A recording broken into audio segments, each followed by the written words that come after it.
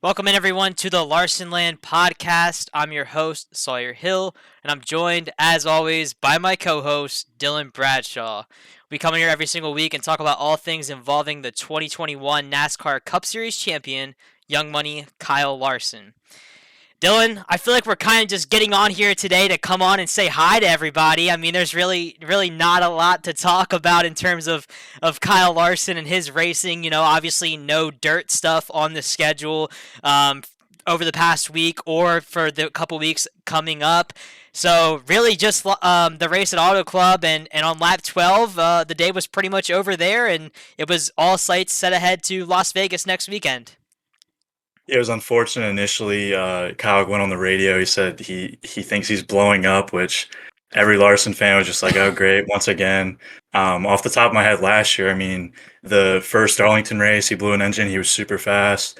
The Phoenix race, he blew an engine. I'm not sure if there was any more, but it's nonstop, and he was super fast yesterday too. I mean, he went from what 15th his starting spot into the top 10 within a few laps. So Yeah. I mean, he was just super quick today. Even after, I mean, what we saw was a coil harness problem, like an electrical problem. They got that all fixed, but by the time it was fixed, he was 17 laps down, and that just goes back to the thing.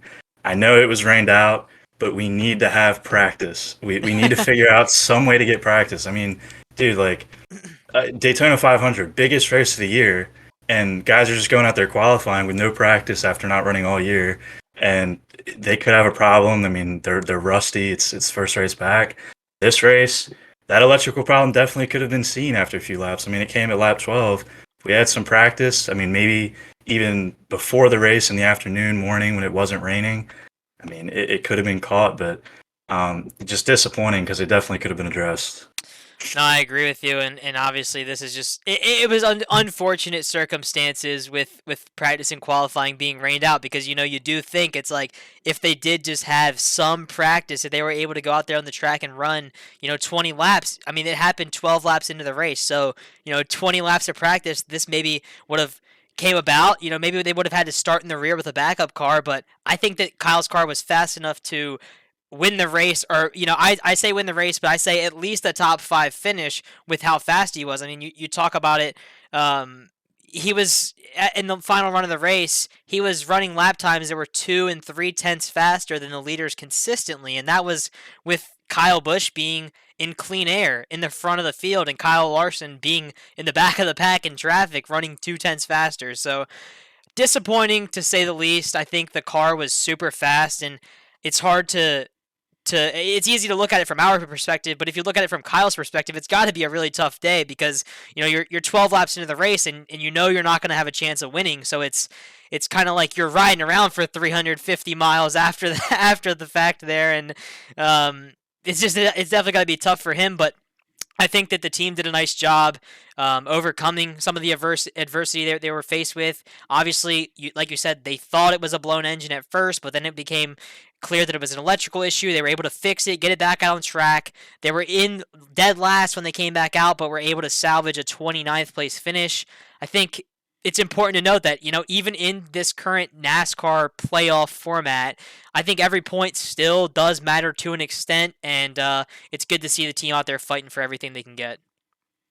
Yeah, man, what could have been? I mean, I think I saw something. He ran the second fastest lap of the race behind winner Kyle Busch. So, and I mean, that was him back of the pack. He was going through the field. He definitely could have probably went in the top 10, but I mean, he's not going to run real hard, piss everyone off. That's, actually in contention running. I think he was 15 laps down, I think, by the end of the race after everything. But as far as Auto Club is concerned, another good race at Auto Club. Um, Last year's was very good. I think last year's might have been a little better, especially considering the winner of last year's Auto Club race. Well, if Larson Um, was up there battling with Kyle Busch, maybe it would have been just as good. yeah, maybe it would have been just as good. But I mean, even with Larson not in the mix, it was a great race. The product of racing is so good here. It just sucks that it's getting torn down, but I think it's inevitable given the condition of the track surface, because it would need a repave eventually, and I think that would kind of ruin the racing product there if it got a repave. Um, but another thing, I was wondering why there was so much trash on the track. Like they kept panning to the cars, and there was just like debris, just trash all over the front of the cars. Every pit stop they had to pull it off, but I saw something that there's like a dump right outside of the track. So that's why there's like a bunch of debris Huh. everywhere. All the dust. I think I saw Bowman, the one pit stop, as soon as he braked, just a ton of dust came out front of his grill, and his tire changer actually fell on it and slipped. So super dirty track. It's kind of crazy. Yeah, and then also like I think you sent me this like yesterday or last night or something. Like there was a cat that was on the track like during the Yeah. race at some point too. I don't know if that was under green. I didn't. I guess I missed that. I don't know if they showed that on TV or not. There's like a huge conspiracy going. Everyone's rewatching the entire race to try to figure out who hit the cat. It's a sad Did situation. I somebody mean, hit the cat? so everyone's saying the cat definitely got hit, but no one knows who it is. The last I saw, there was a zoom in on Blaney's car. I think it happened earlier in the race, and there's like a red spot on the front of the car. So I don't know who hit it. It sucks. I don't know how a cat got on the track, Right. but yeah, I'm not sure who hit it. Yeah, I mean, it's crazy. I mean, you see that stuff. Like, I don't know if there's been, I don't know if it was in an IndyCar race last year, if it was in NASCAR practice or something. I think there was a cat that was on the track last year at some point too.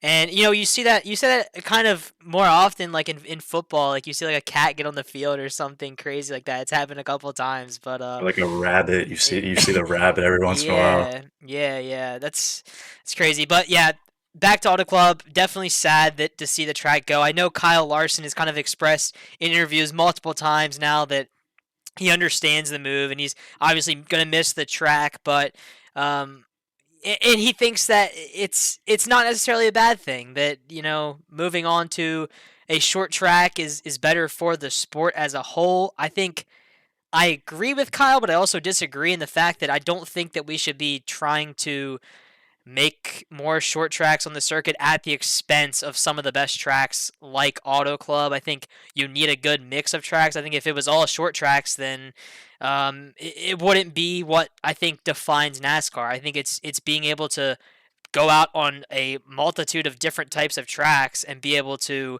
win a championship that way, not have six tracks that are identical to Martinsville and and win the championship that way. I think that there's good and bad to come with it. I'm definitely excited to see what the new track turns out to be like. I know next year it's not on the table to race there, but hopefully in 2025 we'll be able to see that new uh, facility coming together and really just excited to see what the future holds for the Auto Club Speedway. Yeah, I think the tough thing about it is for years, I mean, we always saw fans say, "We want more short tracks, we want more short tracks." But then the Gen 7 car, the next gen car rolled out, and it's not the best racing for short tracks. So Yeah, it's tough. I mean, I think the intermediate tracks probably produce the best racing in the next gen. And I mean, we're tearing it down for a short track. But we wanted short tracks when we are still like in that Gen 6 era. So because it was completely different racing. So yeah. um, yeah, I don't know about that. Maybe reconsider and do it to Texas instead. I prefer that and keep Auto Club for a few more years. But yeah, it's sad, but like I said, the surface it's wearing down. But that's what makes it so good right now. It's a cheese grater surface. There's tons of tire wear. I mean, every time they throw yellow, you need a new set of tires. I saw something they said that every team got 13 sets of tires, so that just goes to show how much tire wear there is. But I love how spread apart everyone is on the track, 5 lanes. Yeah. It's kind of up to the driver to figure out what's best for the car.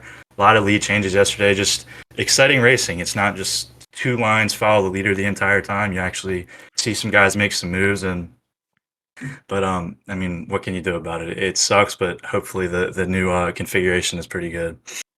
Yeah, definitely agree with that. And it kind of going back to the race itself, I think we got to talk about it a little bit. Kyle Busch getting the big time win there. We thought that at Daytona last week when we were there that when him and Austin Dillon were 1-2, we thought that they would be able to secure a win for RCR at Daytona, but ultimately did not happen at Daytona. But now Auto Club comes along, Kyle Busch, the dominant car, really fast all day, and is Kyle Busch back? I think that's the question because it looks like it based off of the small sample size we have so far this year with him being in that new car, that new environment. We talked about it last week on the podcast, I think I said I could see Kyle Busch winning 5+ races this year in that car because that is just a pairing. It's a match made in heaven, and he proved it this week. He added his first win to the tally, and now it's just kind of where can he go from here?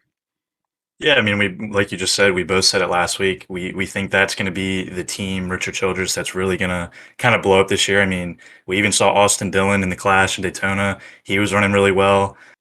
He had some spurts of some speed in the race yesterday, but it's crazy. I mean, everyone counted him out. I mean, it's Kyle Busch at the end of the day, and I mean, even looking at from Childress, they had what 3 or 4 wins total last year. So it's not like they're some poverty team. So you take a great like Kyle Busch who has over 200 combined NASCAR wins. I mean, he's one of the best, and you put him in that program. I mean, they're just going to succeed. And I saw one stat. I think he beat out Petty yesterday for most seasons with a consecutive win.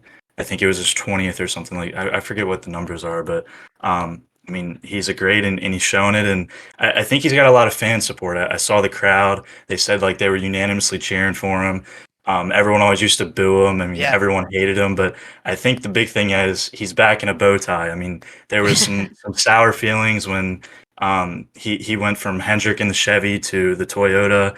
Everyone started hating on him, hating his character and everything, but everyone's just kind of on his side and cheering for him and hoping he does well. And it's nice to see because he is one of the best to ever come in the sport. So he definitely deserves it. Yeah, no doubt about it. Kyle Busch, one of the best drivers. I know, like you're talking about. I used to hate him. I used to boo him every chance I got. I never wanted to see him win. But when a guy wins and he wins championships and he puts on shows like he did yesterday, it's like you got to show respect for that guy because he's a really good race car driver. And um, we're going to talk about the Indianapolis 500 in a little bit, but that's a guy that, man, I would love to see him. His brother Kurt Busch did it, and I think Kyle Busch would be a guy that like he could get in an IndyCar and do really good because he's a wheelman. I think he's shown that too. Like I mean, he hasn't really ventured out into it a ton other than doing like the dirt late model dream, or not the dream, the prelude to the dreams. He's done that like late model stuff before in the past, and then I think at the Bristol dirt he ran some late model stuff. But I think if Kyle Busch ran more dirt stuff too, like he runs some micro stuff now and then on the side with like Brexton, but I think if he did some dirt stuff too, he would catch on to to that stuff too. And he's one of those drivers that it doesn't matter. Like you put him in a new situation, and he's gonna learn quick. That's why last year at Gibbs it was so like mind-boggling why his performance was so poor. It was like it almost seemed like there was some type of sabotage. Not trying to start like a conspiracy theory here, but like the results did not make sense at all last year with him at Joe Gibbs Racing. I mean, what was it? Near the end of the year, he had like 3 blown engines in a row. Yeah. Something insane. There was some huge conspiracy, but yeah, I mean, I think he's the most comparable. Him and Larson, I mean, they're just so versatile in whatever they step in, and going to Gibbs. I mean, we talked about it a little bit. The news with Christopher Bell, he's banned from dirt track racing. Gibbs hates anything open wheel, so if he stayed with Gibbs, we would never even see him in an Indy car. We wouldn't see him in a dirt car. So that's probably a lot of the reason why he hasn't ventured off into the dirt stuff because his team owner hates it. He doesn't want him in it. So um, hopefully we'll see him in it with Childress. Like in the beginning when he was signed to Childress, he said he wants to do Indy. So he's definitely a guy I think that deserves it. And Larson, we just posted today. He's set there on 2024 and 2025. One of those 2 years, maybe we'll see both Kyles run it, make it a Kyle show, and see what he can do. Yeah, and kind of in going to like what you just mentioned, I'll pull it up on the screen if you're watching on YouTube now. Jenna Fryer of the Associated Press tweeted out earlier today that she had uncovered that the Kyle Larson Hendrick McLaren Indy 500 deal is now a 2-year deal for 2024 and 2025, and that he's expected to test this year. Kyle kind of has expressed it in his interviews that he plans to test at some point this year, but has really no schedule at this point as to where or when he's going to test, if it's going to be at the Indianapolis Motor Speedway or if it's going to be on a short oval to begin with. But man, this is just this is awesome news.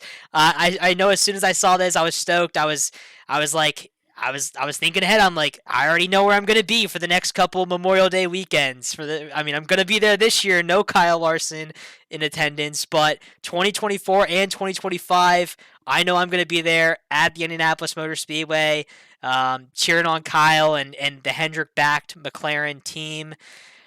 It's just awesome, and I think that the thing about it is, we know Kyle Larson is one of the best drivers in the current era, in this current generation. But if you look at it, it's like if you were to pair that with an Indianapolis 500 win, I think automatically he becomes one of the greatest of all time. I mean, I personally, I'm biased. I think we are biased in our opinion on this. I think Kyle is one of the greatest of all time now, regardless of what he does the rest of his career, just because of being able to race across the different disciplines that he has. But Indianapolis 500 on top of that, instant, no debate. He's one of the best of all time. Dude, and one of the crazy things is too in racing. I mean, it's arguable he's not even close to his prime yet. You're Yeah. kind of in your prime around that like 35-year-old range. He just turned 30 years old, so he's still got so much time to do so much stuff and race across. I mean, we said it before. He could even be in an F1 car at some point in his career. I mean, who knows? He can try pretty much everything. I mean, but I did see an interview with him. He doesn't know like any details at all about IndyCar yet. It's just so far out. He said he doesn't know anything about testing or any of that yet, but it will be interesting to see where he tests. Um, I think when Kurt Busch ran it, he ran a test, I don't know, a few months before or something. I'm not sure, but he got that sixth place finish in his IndyCar debut, or just Indy 500 debut. So yeah, I mean, stoked to see it. Really excited for it. It'll be awesome. Yeah, I mean, it makes me think about, like, and I wanted to ask this question to you when I saw this immediately, and that he is running the Indianapolis 500 more than just 1 year. I know Kyle wanted to do that. He wants to. I don't know if he said this officially, but I think he wants to run the race until he wins it. I mean, he kind of like the Chili Bowl deal, where he ran the race until he finally won it, and then kept on winning it until he lost it, and then this past year he ended up running Votto instead. But the question that I thought of instantly, and I don't know why, I think it's just because we're fresh off of Daytona, but I wanted to ask you, Dylan, do you think that Kyle Larson wins the Indianapolis 500 first or the Daytona 500 first? Oh man, I mean, the stats show he hasn't been very good at speedway racing. We talked a little bit on the podcast for Daytona. I do think his super speedway racing is improving. He picked up that top five at Dega last year. He ran super well at Daytona, so I do think he is improving on that front. Obviously, no sample size at IndyCar. We might have to see to weigh that out, but I don't know, man. It's just so unlucky at Daytona. Like what happened. I mean, he was up front. He was running well. Then he got kicked out of his line, sat in the middle, and then into the wall. It's all. He always runs really well though, and it's just some last minute wreck Yeah. that just ends his day. It's not like he's garbage and he's like sitting in the back all day. So I don't know, man. Hopefully a Daytona win. That's my local track. I go there like hoping to go there every year now. So hopefully I get to witness that. But I don't know, man. We'll see after this 2024 Indy. Yeah, I mean, he's obviously still got one more Daytona 500 to run before he runs the Indianapolis 500, being the 2024 Daytona 500. So he's going to have the opportunity to get it first, but I want him to win that Daytona 500. I want him to win the Daytona 500 and the Indianapolis 500 in the same year. That would be pretty cool. But personally, I don't know. I don't know. I think he could win the Indianapolis 500 before the Daytona 500. Just basing it off of, like we said, Kurt Busch running it and finishing sixth in his Indy 500 debut, and only attempted at Indy 500. I think that kind of goes to show, like, okay, maybe Kyle could do really good at this, and just Kyle being the driver that he is. I know with having a year of preparation, and I know he doesn't know what that looks like yet, but I know that year of preparation, he's going to use it to his advantage, and he's going to go into that race being capable of winning for sure. It's also definitely helpful too. He's on one of the best teams, and that's one of the big Yeah. things he talked about. He wasn't even going to attempt it if he couldn't get a good crew behind him. So being on one of the best teams just improves his chances. I'm not sure what team was Kurt Busch on when he ran it. Was it a elite team? I'm honestly not sure. I don't remember. It's been a while back. I mean, I remember. Yeah. I don't know what year was that. Do you know what year that was? Wasn't it 2006 maybe? I feel like it was past. I think it Was was it? later than that. I don't know. Oh no, it might have been 2013 actually. 20. I think Okay, I'm. yeah, yeah. Hold on, I know. let me All I pull know it was like up. it was like I was definitely like little. Like I wasn't I wasn't like Uh, super into it. it's 24. Wait, 2014. He Okay. finished sixth and he started 12th. Right. Yeah. I mean, it's like I don't remember that race like specifically, but I remember him doing it and like it being a big deal, like him finishing sixth and like doing that good. So anyway, I think Kyle's gonna do good. I think having 2 years now is definitely like very exciting, and hopefully it means that past the 2 years he can go on and run it as much as he wants to, and I mean really until he wins the race, which hopefully he can win in 2024 and be done pretty early with it, or go and win two in a row.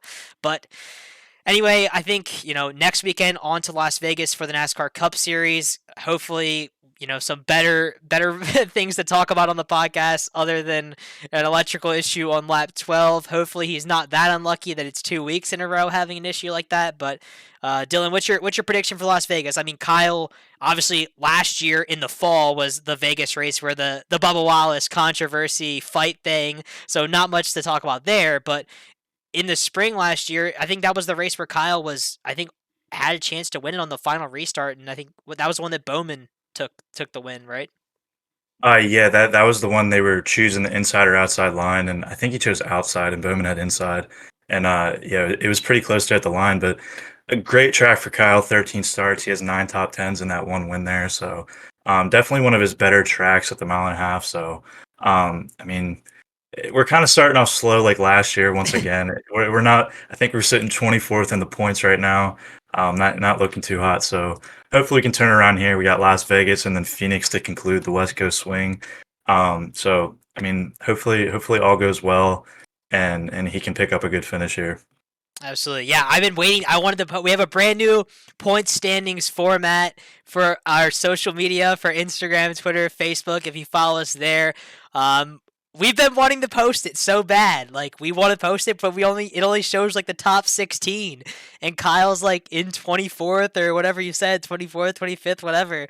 And so I guess we're gonna have to wait until after Vegas, because hopefully after Vegas he'll be inside the top 16. We'll be able to post that new format, keep everybody up to date with the standings. I know some people don't really care about the standings right now. It's only a couple weeks in, but it's always nice to see where everybody shakes out, and what guys are locked in and what guys are still fighting for a spot in that 16 driver playoff grid. So I think that So should pretty still much. What do you say? Still waiting on posting that poll post too. We made all these new formats. The poll post I made is probably one of my favorite things I've made. Still waiting on that one. I was hoping he could we could post it for Daytona, but still waiting on that and like you said, the points format. So still got some new stuff to unveil to everyone. Oh yeah, we got a lot of cool stuff, formats and stuff made up for the rest of the year for various different things.